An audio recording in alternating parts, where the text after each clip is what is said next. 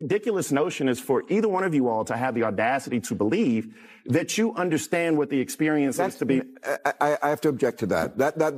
But you just said I cannot talk about it because I am not part of a group. I am a sentient human being. You're right. There's two ways you cannot understand something. One is to be too far from it. We're too far from it. We can't see like you can. One is to be too close to something. And then sometimes you can't see it accurately either. Bill Maher has officially napalmed his ties with the left and is sprinting headfirst into political purgatory. Though he hasn't flat-out signed a confession of betrayal, his fiery monologues and savage ambushes of Democratic guests spilled the secret loud and clear. In one volcanic showdown, Maher annihilated his guest for race baiting, unloading a linguistic sledgehammer that left the audience gasping. The wreckage was pure spectacle. Hit that like button and subscribe right now for more firestorms roasting political phonies. I noticed that at the Super Bowl, there, for the first time in, I think, 4 years now, the Trump administration is making them take away "end racism," which they had written in the end zone, right?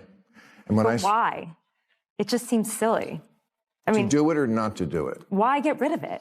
Oh, I could tell you why. I know, but it's just like you're because it was stupid to begin with. Yeah, but let me ask you, who's it for?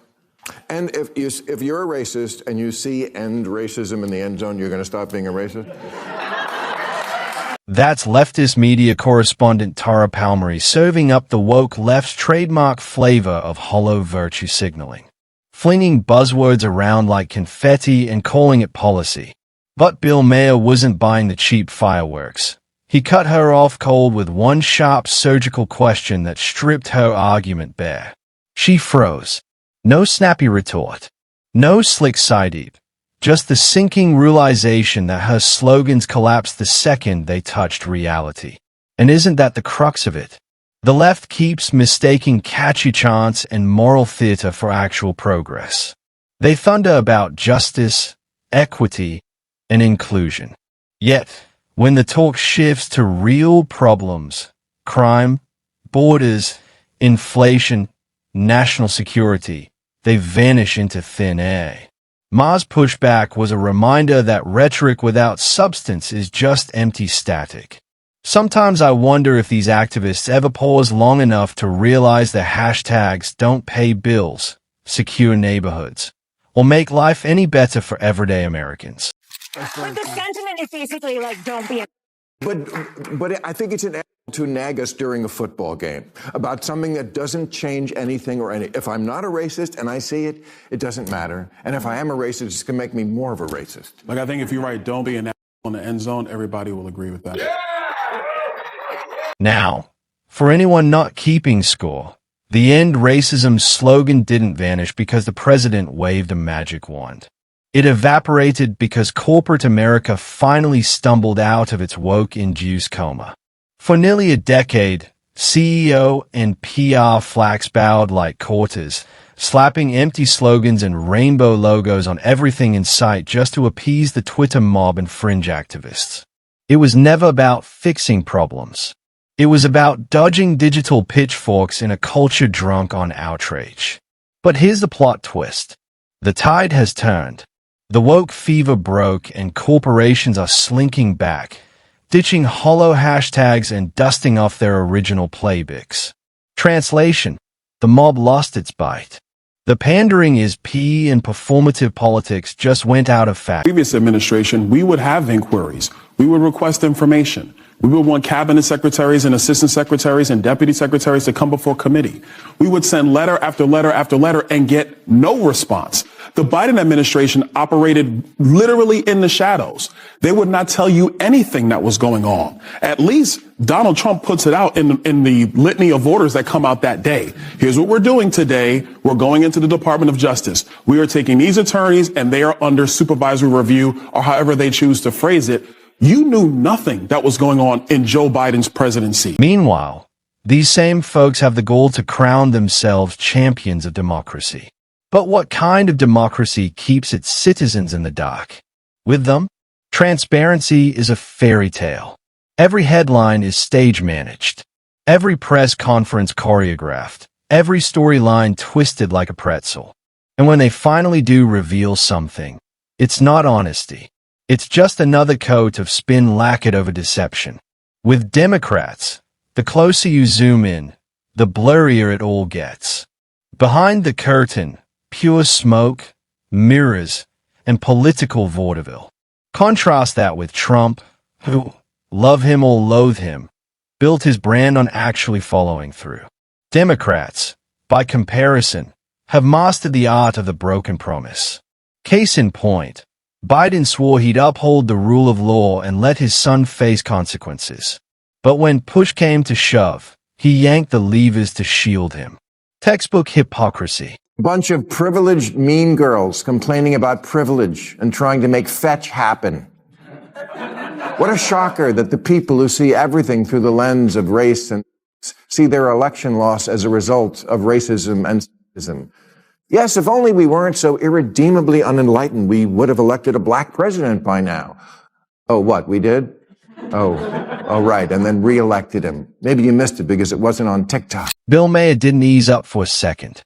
He kept shredding Paul Mary for doing what the left has turned into an Olympic sport, ignoring reality and squeezing every issue through the overused filters of race and gender. It's the same tired script the Democratic National Committee has been running on repeat. Slice people into categories, stir up identity politics, and pray no one notices the absence of actual solutions. But America's tuned out of that shell. Voters see the trick, and the DNC's so-called strategy is starting to play like a bad sitcom rerun. The real tragedy, they won't let it go. Instead of evolving, they are doubling down, clutching those same divisive storylines that once gave them juice, but now highlight just how hollow they are. Maher's pushback only hammered the point home. This fixation on identity over substance isn't just outdated. It's a losing hand, and the clock is running out. And sexism, Hillary got 3 million more votes than Trump, which in a normal country would be called a victory. It wasn't 21st century sexism that prevented a woman from being president. It was the Electoral College.